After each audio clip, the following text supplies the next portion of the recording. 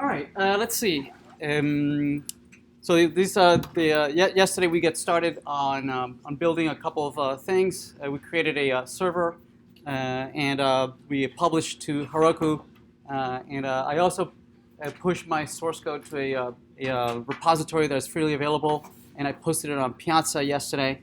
And I updated a couple of resources for you here on Piazza. If you go to resources, and you click on resources, here I've added a couple things. One of them is there's a playlist for this course, which I will be adding all the videos to. Subscribe, and so this is all. I'm going to have my own naming convention on how I add these here, and I'm going to add some editing, which I didn't get a chance to do yesterday, but I'll do from now on.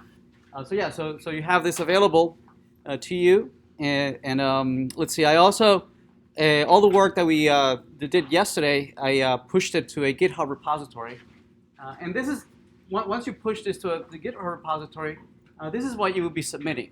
This URL, and so in Blackboard, you would just copy that URL up there, and that's what you would be posting. That would be submitting. A little more convenient for the TAs might be if you go into the release and you create a release, and then you navigate to that release, and then you provide this, you copy that URL and submit that one URL as a submission into Blackboard. That's only a convenience for the TA. The TAs could go on to the releases and go in there. It's just a little more convenient if you copy this URL and paste it in there. The TAs, what they will do is that they'll navigate here and they will clone your repository at this point in the commit history, right? So they will have whatever source code you submitted back when you submitted this, right? This is the last check-in, and they will clone from this point on. Right, so you're free to keep going in assignment 2, 3, 4, and so on and so forth, right? Without being concerned on whether you're overwriting stuff that someone has not yet graded, right? So don't create different folders for different assignments. Just keep working on the same source code, source base, right?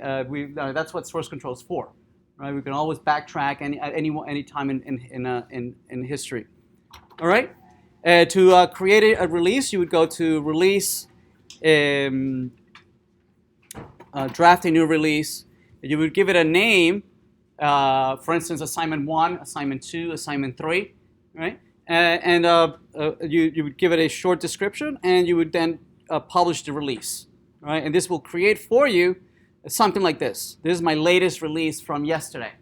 Right? We'll do another release today at the end of the class. Right, so this is a release for the second lesson in the first module, and here either the TAs can download the source code as a zip file, or they can just clone and change to this branch and compile and run this from there. Okay, right, that's all you're going to be submitting. Obviously, it's going to be almost the same URL every time you submit. Again, that's only a convenience for the TAs and myself to click there and quickly navigate to your source repository and get your source code. Okay. All right. What else? All right. So let's continue on where we were yesterday, working on that first assignment. We'll probably get halfway through it in this between today and tomorrow, and over the weekend you'll try to finish it up. Following what we talked about in class. Okay. All right.